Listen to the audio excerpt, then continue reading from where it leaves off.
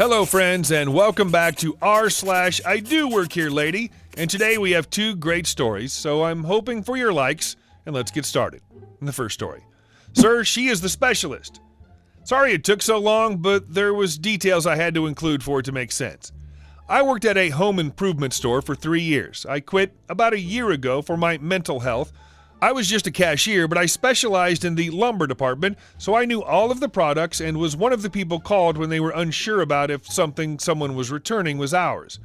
We had a lot of steel from our home improvement store, so take it to the other improvement store and hope we are not dumb, so I learned fast and could tell the difference. And 1/4 plywood from all 3 stores in the area.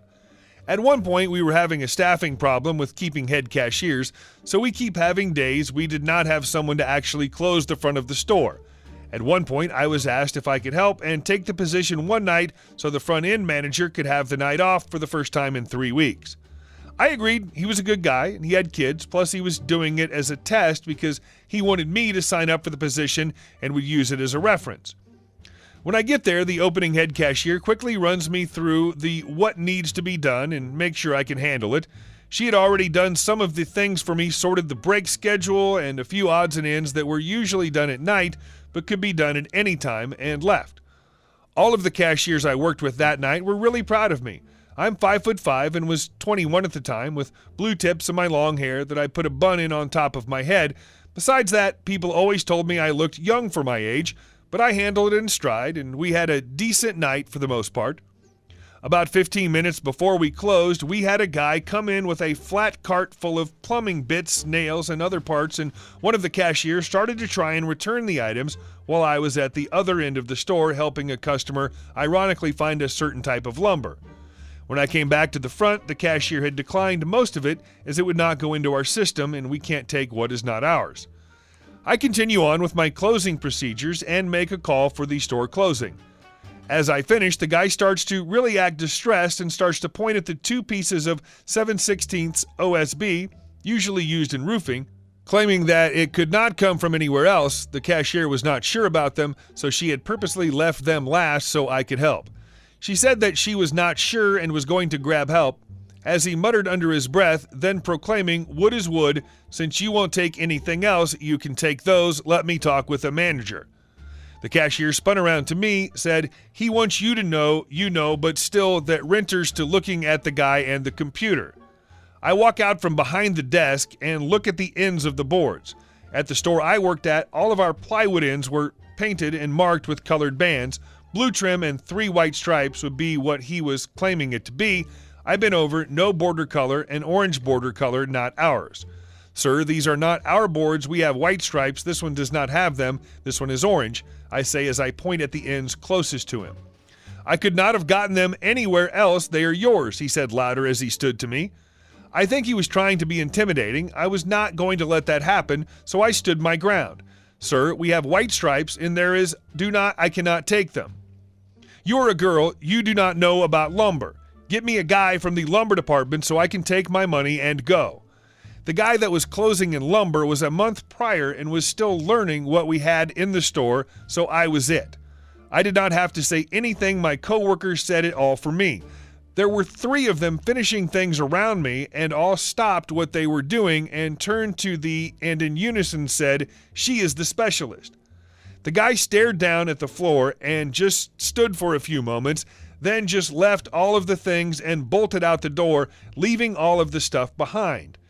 We all looked back and forth at each other for a moment and busted up laughing. After we closed, the rest of the people working that night came and asked what had happened, and after we told them, we all laughed for the night and several weeks every time we saw each other. If I had wanted to actually take the head cashier job, it would have been a hands-down yes from just about all of the managers. The unfortunate side effects of being Asian and over 25. Unbeknownst to most people that come into contact with me, I am over the age of 30.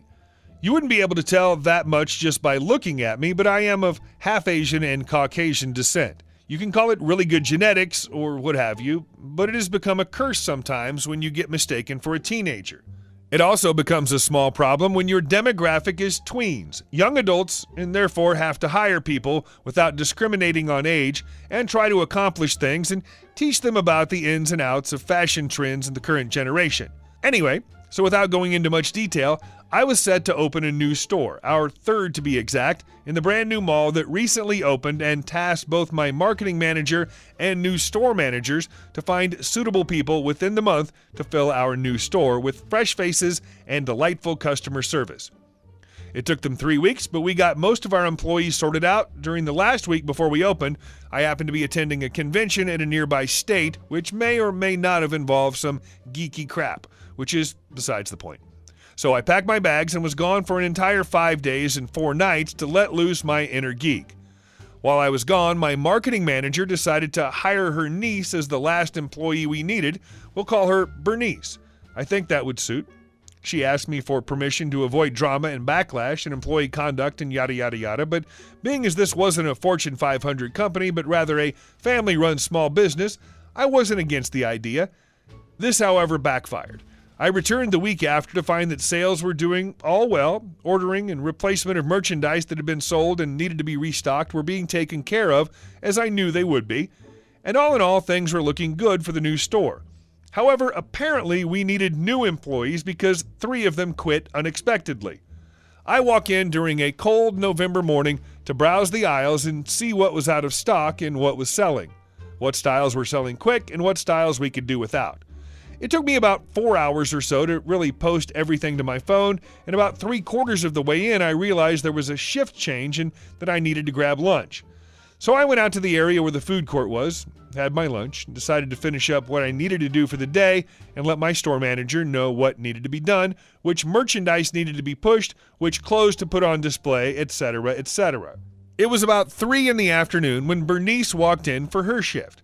As I was too busy doing what I was originally doing, I paid no mind and continued on. About 5 minutes in, I realized that she wasn't alone at the cash register. Next to her was a fully tattooed up boyfriend just snuggling up on her in public view. He literally had his hand down her blouse and his tongue so deep in her throat that it made me gag. I issued an ahem. She scowled at me, not knowing who I was, and stuck her tongue out in raspberry fashion. I walked up and said, "I don't think that would be very appropriate for customers to see. I'd appreciate it if you two wouldn't use all of that pent-up energy for the PDA you're showing." Half grimacing, she looked at me and uttered, "Yeah? Who the F are you? And what the F are you gonna do about it? Free country, you don't have to look if you don't want to, you effing pervert." Now at this point I knew that I had 2 options. 1, I could have some fun with this and really make her feel bad and ashamed of herself. 2, realize that my policy of nobody talks to me like that ever, and fire her butt on the spot. Unfortunately, my years of fun are gone, and I'm a businessman, and this was driving away business, so I opted for option 2. Bernice, was it? "Yeah, how the F do you know, bro? Did your brother tell you that? Oh my God, are you Jimmy's brother from English class?" I said, "No, Bernice. I'm your boss. I'm the owner. I'm the reason why I allowed your aunt to hire you here. I'm also the reason why I want you to pick up your crap and get out of my store. I'll pick up your shift and take care of it myself. You'll get your check at the end of the week. Thanks for your hard work or lack thereof. Now leave, or I'll have mall security escort you out." I could tell by the look on her face that she didn't believe me at first, but then came to the realization that she may have seen my face somewhere in the back of the break room where I keep some pictures to commemorate my other 2 stores. Needless to say, I haven't seen her around that mall again. Her aunt spent the next 2 days apologizing to me, but it wasn't her fault. I didn't need to hear it. I don't blame her for that, and I had to see it for my own eyes to believe it anyway.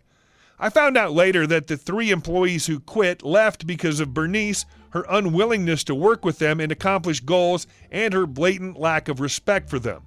Her boyfriend also apparently enjoyed closing the store with them at night, and they felt uneasy about it because they said they didn't know whether or not to trust him. I don't think I could have been more lenient with her, to be honest.